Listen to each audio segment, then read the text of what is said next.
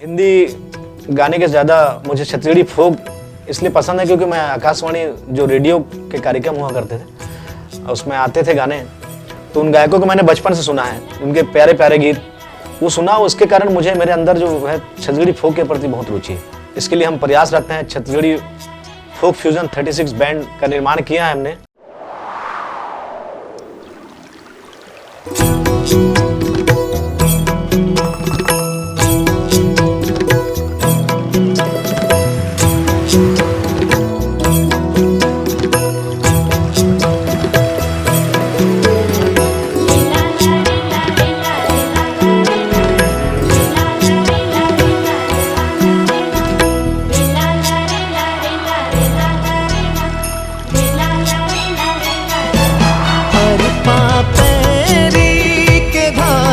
महानदी है अपार इंद्रावती हाँ पखारे तोर पैया महू पावे परो तोरे भैया। जय हो छत्तीसगढ़ मैया। अरे पापेरी के धार महानदी है अपार इंद्रावती हाँ पखारे तोरे पैया आहू पावे परो तोरे भैया। जय हो छत्तीसगढ़ मैया।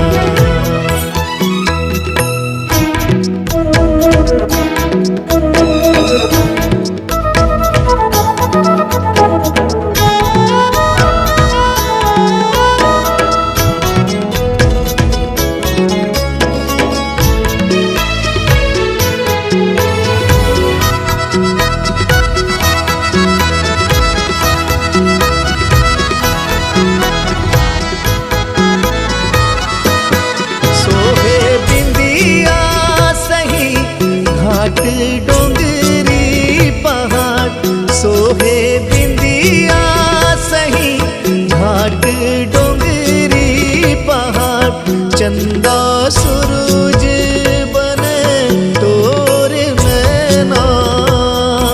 चंदा सूरज बने तोर मैना।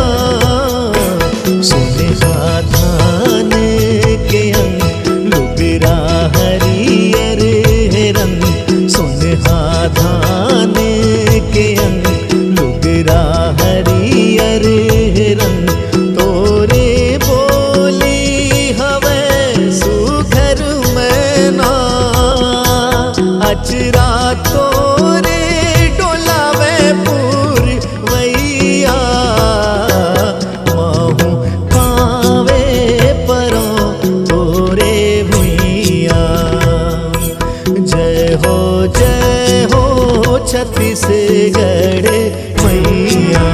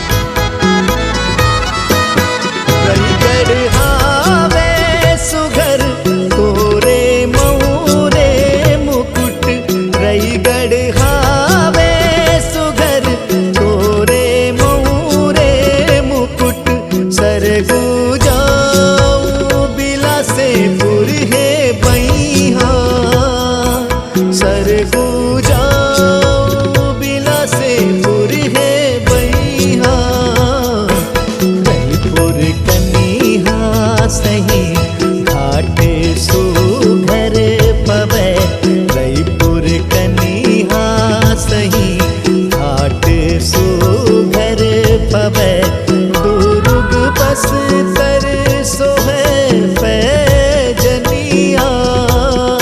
ना दे गावे नवा कर धनिया।